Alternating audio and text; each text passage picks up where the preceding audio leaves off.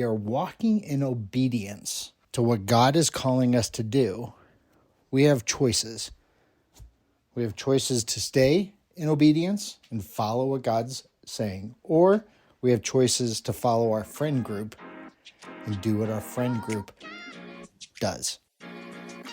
3, 2, 1. Welcome to the New Path, New You podcast. My name is Ron Cool. Thank you so much for joining me today. Today's podcast is called Chasing God Through Connections. What's interesting is over my walk over the last few years, I don't want to say change friend groups, but that's the easiest way to explain it. Let me talk about it in a business sense for a minute, or an entrepreneurial sense.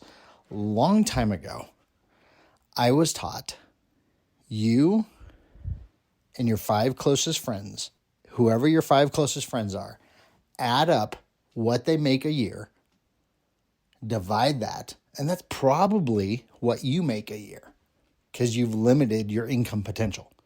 So if you want to make more income, go find more friends that make more money and become a friend group with them.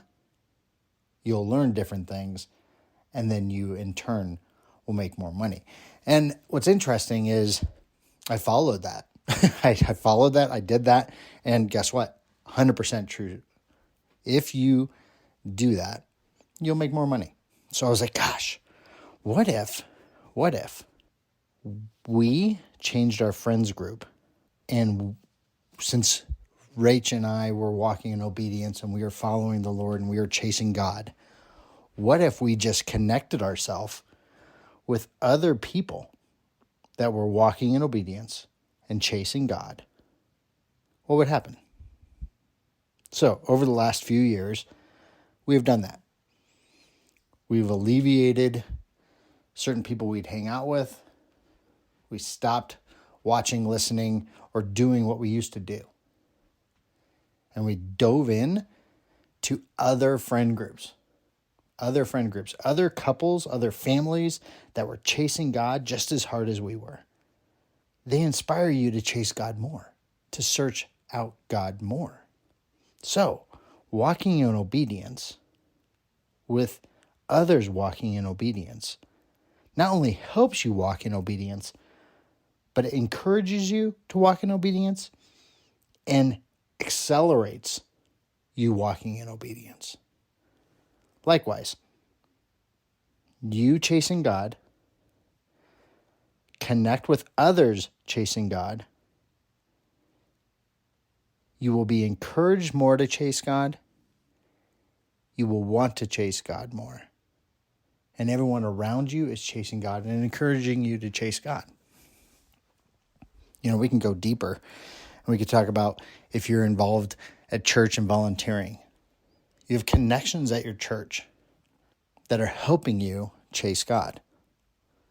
If you're in a small group or you lead a small group, you're encouraging and you're nurturing others to chase God through that connection.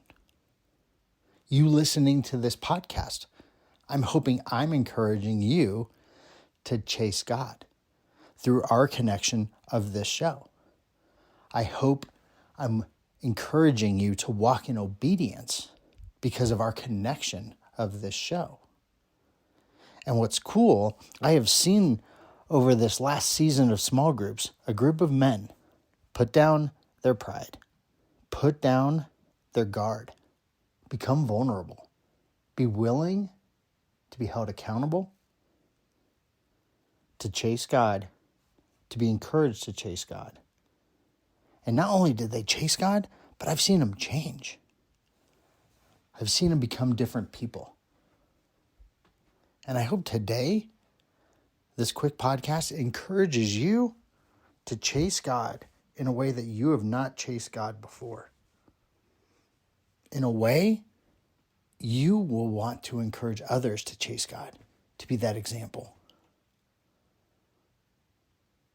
Because when we walk in obedience as the men of the household, and we show that example to our family, to our wives, to our children, we change generations. We don't just impact ourselves. We impact our wives. We impact our kids. We impact their kids because they're going to grow up seeing what it looks like to be a man or woman of God. When we walk in obedience, it is so easy to get tripped up if our friend circle didn't change. And I'm not saying lose all your friends. That's not what I'm saying. What I'm saying is include people that are walking in obedience. You know, we're still called to witness and help people come to God. But you need a circle of people that you can rely on, that can help you, that can support you, that can be there for you. And I will tell you, leading a small group at church has done that. I have seen men reach out to other men in a time of need. They know they're not alone. And I have had this conversation before. If you need somebody, connect with me. I'm willing to be that person for you.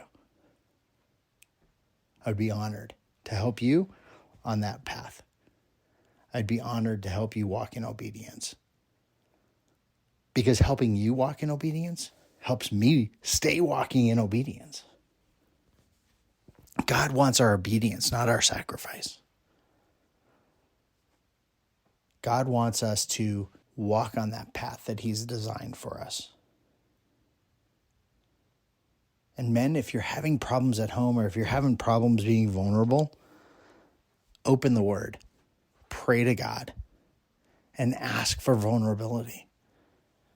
Ask for God to step in. Ask for God's help and guidance. And then all you have to do is act. All you have to do is act. And we talked a lot about, on this podcast, the new path. It's a new path for a new you. But in order to get on a new path, you have to take a step. And if you don't take the first step, you never get on a path. You just stand there and you don't move. So I'm going to encourage you to pray for vulnerability. I'm going to encourage you to pray for obedience. And I'm going to encourage you to find your people that will encourage you to do the same. Connect in a church, volunteer, give back and serve. I know when Rach and I started serving at church, it changed our lives. Not only did it change our lives, it changed our families' lives. It changed what we did, changed how we did things. It changed who we hung out with. You know, if you go to my Instagram, you'll see a picture of the church staff. Our obedience led us to serve. Our obedience of serving, God trusted us with little. We stewarded the little and He gave us more. We were invited to be on staff, where then we can impact others. And we're then surrounded by something Rachel and I talked about years ago. What if we surrounded ourselves with people that were chasing God, how we were chasing God? What would that do for us, our relationship with God, and our family? And just by taking a step in obedience, it changed us, it changed me, it changed my connections, it changed my wants and my desires. So I encourage you to start serving. Take a step. See where God is calling you. And I can't wait to hear about your new path for a new year. And if we're not connected, head over to newpathnewyou.com. You can connect with me in multiple ways there. Look forward to talking with you. See you next week.